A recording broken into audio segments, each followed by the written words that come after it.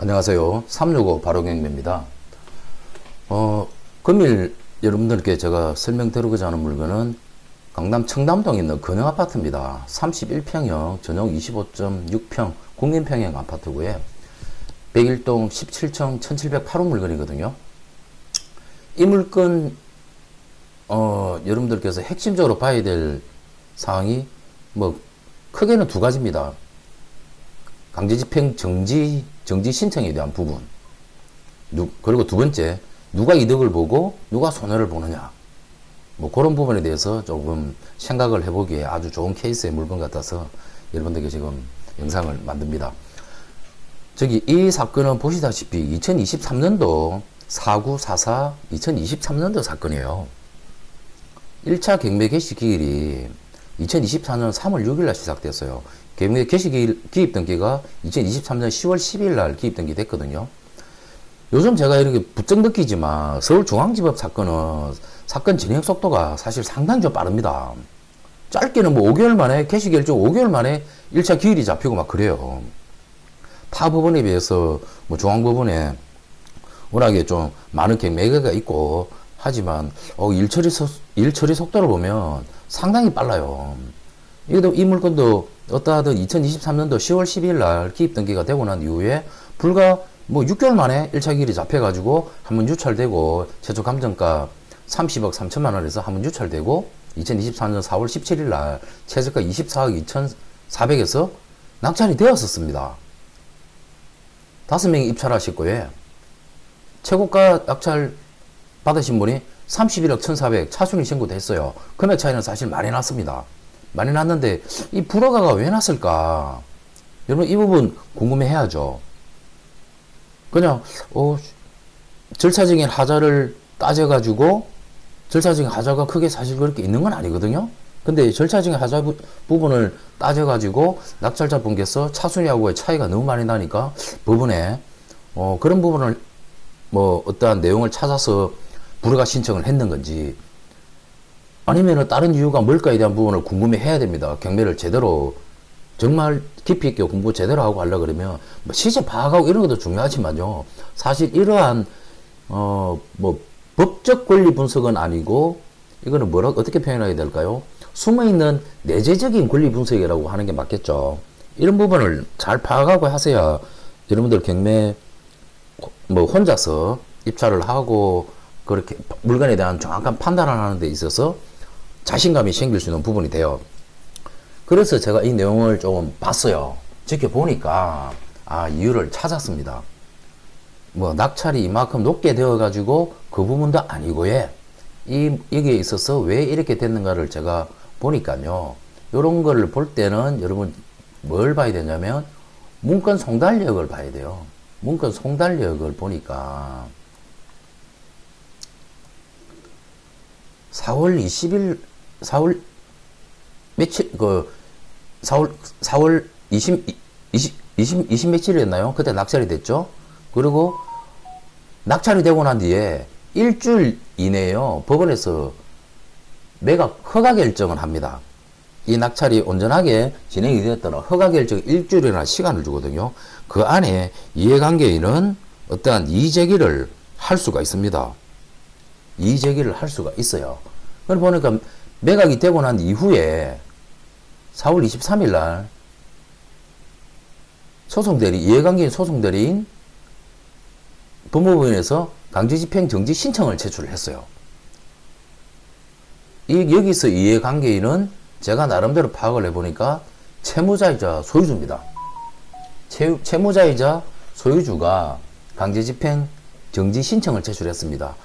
신청 사유가 여러 가지가 있지만 제가 볼 때는 내가 나름대로 변제 계획을 세워서 충실하게 변제를 하려고 지금 채권자하고 아주 긴밀한 협의를 하고 있고 내가 정말 적극적인 노력을 하고 있다. 그런 부분을 변호사 사무실에서 주장을 잘 하신 것 같아요. 그래서 이게 받아들여졌어요.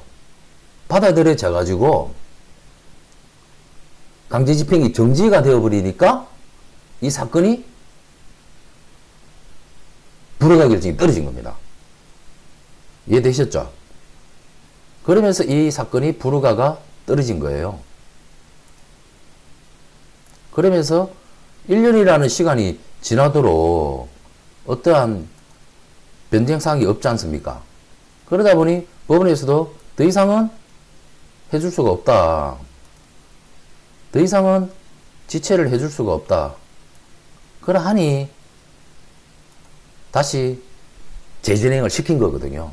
그거를 보면은 여러분 보시다시피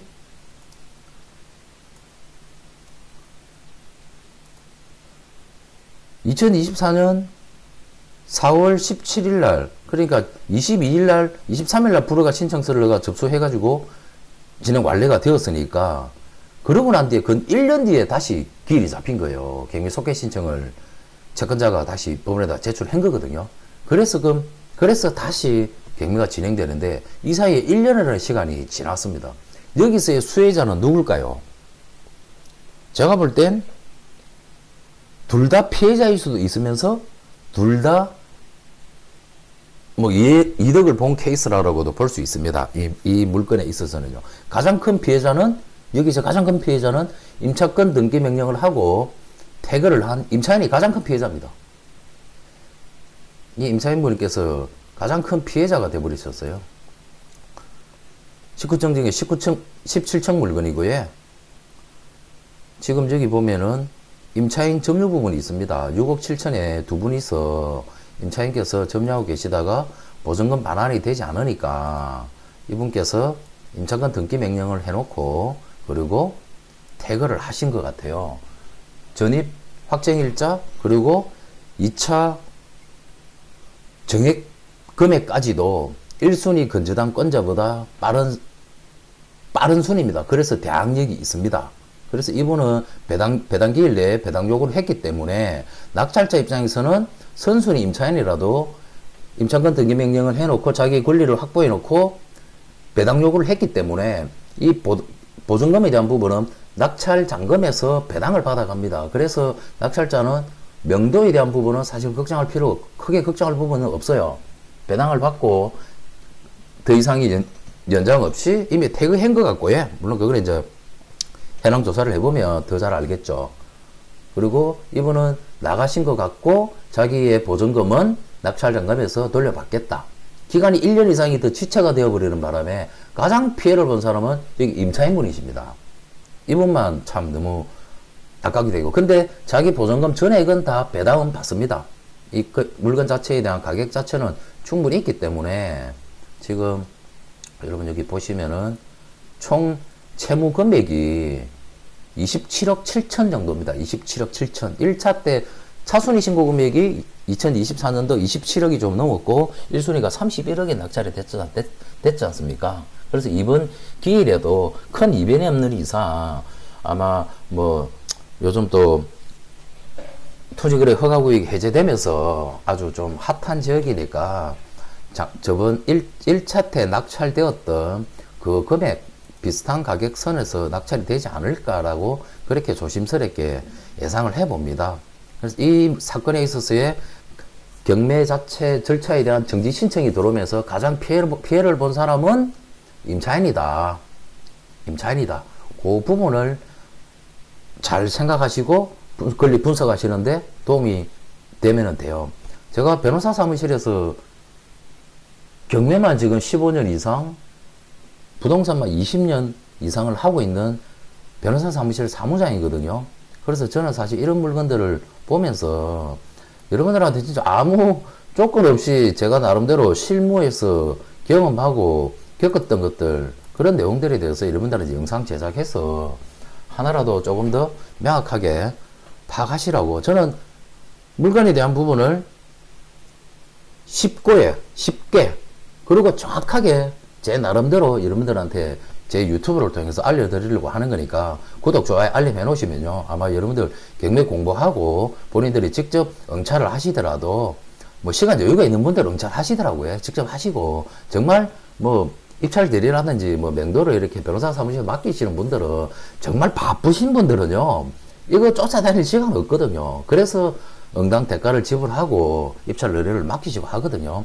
개인적으로 하실 분들은 하시고, 잘 배워서 하시고, 시간적 여유가 전혀 없으신 분들은 이제 입찰 대리를 맡기시더라고요. 그런 부분 그냥 참고하시고, 이 물건 보시면 직구전적이 17층이고, 뭐 위치는 어차피 청담동, 그, 한남대로 영동대교 바로 밑쪽에 있으면서 지금 압구정 일대, 잠원동 일대, 뭐, 그쪽에 재건축되고 하고 하면 앞으로도 더 투자 가치라든지 이런 부분 충분히 있는 물건입니다. 그 뭐 위치에 대한 부분은 이 물건에 대해서 아실 분들은 아실 거니까 시세만 그냥 볼게요. 여기는 31평형 단일 평형이고요. 보시면은 2021년도 이때 전국 최고가를 찍을 때 뭐 20억 전후했었는데 그 이후로도 계속 올랐습니다.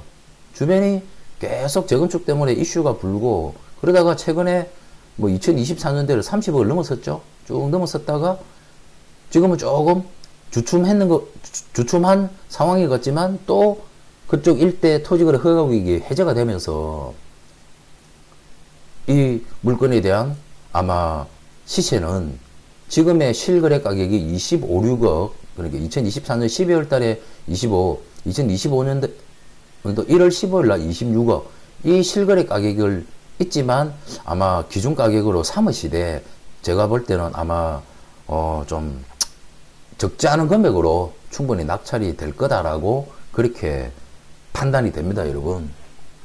다시 한번 정리하자면 이 물건이 1차가 31억 가까이 이상으로 낙찰이 2023년도 되었다가 1년이라는 시간 동안에 경매 진행이 강제집행이 정지가 됐다. 그 정지 사유를 보니까 채무자이자 소유자 분께서 채권자에 대해서 적극적인 변제 계획안을 마련해서 변제를 하려고 협의하고 있고 구체적인 어떠한 노력을 하고 있다는 것 자체를 법원에 신청을 했는데 그걸 법원에서 받아들여 준 거예요. 그래서 1년이라는 시간이 더 늦어진 거고요. 거기에서 뭐 채무자이자 소유자 분께서는 뭐 손해본 거 없어요. 채권자 입장에서도 뭐 그 전에 낙찰 금액 자체가 31억이라는 아주 큰 금액으로 낙찰이 됐기 때문에 자기네들 원금에다가 이사까지 배당받는 데는 전혀 무리가 없었는데 기간이 늦어짐으로 해서 배당이 늦어짐으로 해서 자금이 융통이 늦어진 거는 채권자 입장에서는 손실이네요. 채권자 입장에서는 손실. 그리고 가장 큰 피해를 본 사람은 임차인이다. 임차인은 그때 낙찰된 대로 정상 진행이 되었으면 자기 그냥 보증금 전세 보증금 6억 7천만 원 빨리 받고 그 돈을 가지고 다른 뭔가를 해도 충분히 했었을 텐데 그런 부분을 하지 못했다는 조금 아쉬운 부분은 있습니다. 여러분 물건에 있어서 이런 내용들을 여러분들께서 잘 파악을 하시는 게 이 물건에 있어서의 핵심입니다. 권리분석 뭐 여러분 이거 뭐 복잡하게 생각할 거 아무것도 없어요. 임차인이 어차피 1순위 건재당보다 앞선 사람이었고요.